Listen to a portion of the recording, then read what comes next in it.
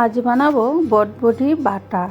বটবটিগুলো যে পর্যায়ে আছে এগুলো ভাজা খেতেও ভালো লাগবে না, আবার চচ্চড়িও ভালো লাগবে না।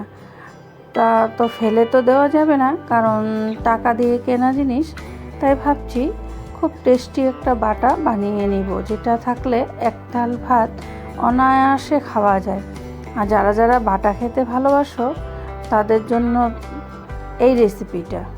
তাতে লাগবে বটবটি, কাঁচা লঙ্কা, রসুন, পেঁয়াজ, নুন, হলুদ, তেল, ফোড়নের জন্য কাঁচা লঙ্কা। এবার কেটে ধুয়ে সব রেডি করে নিয়ে আসছি।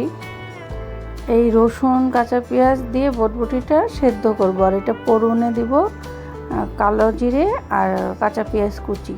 তো চলো রান্নাটা শুরু করা যাক। জলটা গরম হয়ে গেছে, তো এবার বটবটি, তারপরে পেঁয়াজ, রসুন এগুলো দিয়ে সেদ্ধ করব।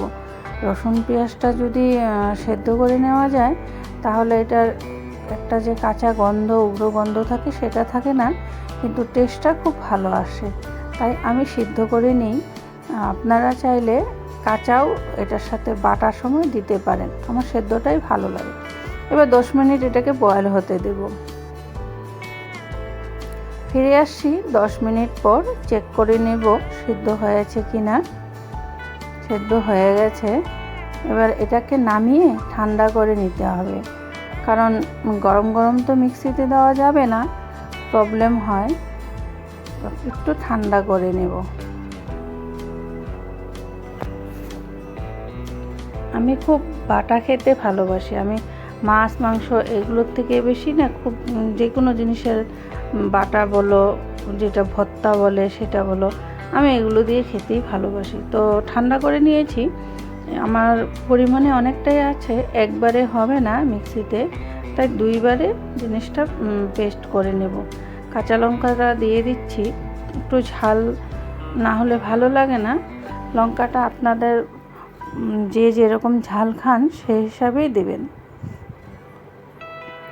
এবার পেস্ট করা হয়ে গেছে, এবার এটাকে সম্বাদ দেব। তার জন্য লাগবে সর্ষের তেল, এটা সর্ষের তেলেই ভালো হয়।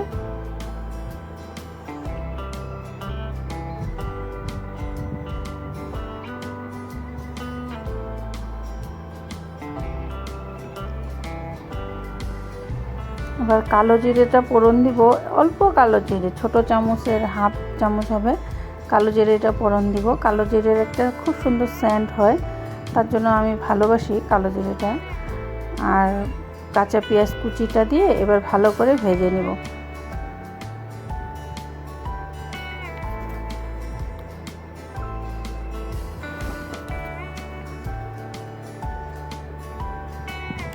নুন হলুদটা নিজের আন্দাজ মতন দিলেই হবে।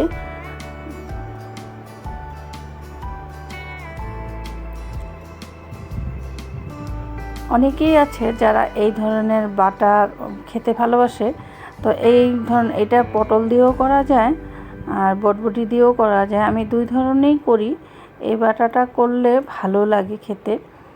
আমি এমনি আরেকবার শর্টকাট মেথডে দেখিয়েছিলাম, তো একজন আমাকে বলেছিল পুরো রেসিপিটা দেওয়ার জন্য, তাই আজ কমপ্লিট রেসিপিটা দিলাম। এখন যত টাইম নিয়ে ধৈর্য নিয়ে এটা ভাজা হবে, এই বাটাটা খেতে ততটাই ভালো হবে। একটু চিনি অ্যাড করা যেতে পারে, এটার মধ্যে চিনিটা দিলে ভালো লাগবে, মিষ্টি মিষ্টি লাগবে। আমি দেই নাই, কারণ আমি তো সুগার ফ্রি অ্যাড করি। সুগার ফ্রিটা দিলে ভালো লাগবে না, বেশি মিষ্টি হয়ে যাবে। সুগার ফ্রির মিষ্টিটা একটু বেশি, চিনি দিলে এটার টেস্টটা ভালো আসবে। আমার চিনি অ্যাড করা যাবে না, তাই আমি চিনিটা দিইনি। আপনারা চাইলে চিনিটা দিতে পারেন অল্প। এবার ধৈর্য সহকারে এটা ভাজার পালা, যত টাইম ভাজা যায় ততটাই এটা ভালো টেস্ট আসবে। অল্প ঢেকে দিয়েছিলাম, নাহলে তো ছিটকচ্ছিল।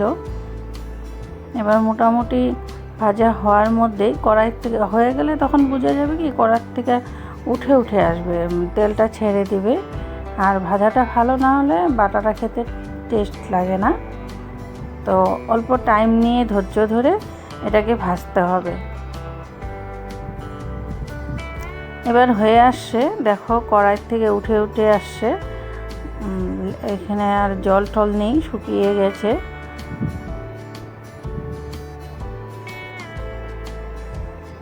খেতে হেভি টেস্ট লাগে, হেভি টেস্ট লাগে।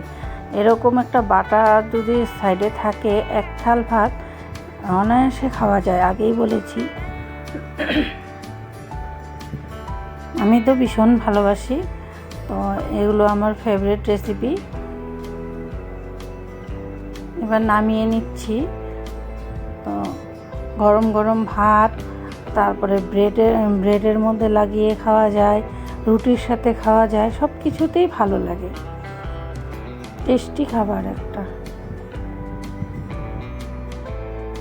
দেখতেও খুব সুন্দর হয়েছে আর খেতেও হেভি টেস্টি হয়েছিল। এবার আমি খাই। তো আজকের জন্য ভিডিওটা এই পর্যন্তই। আপনাদের যদি ভালো লাগে তো ঘরে বানিয়ে খাবেন আর আমাকে জানাবেন।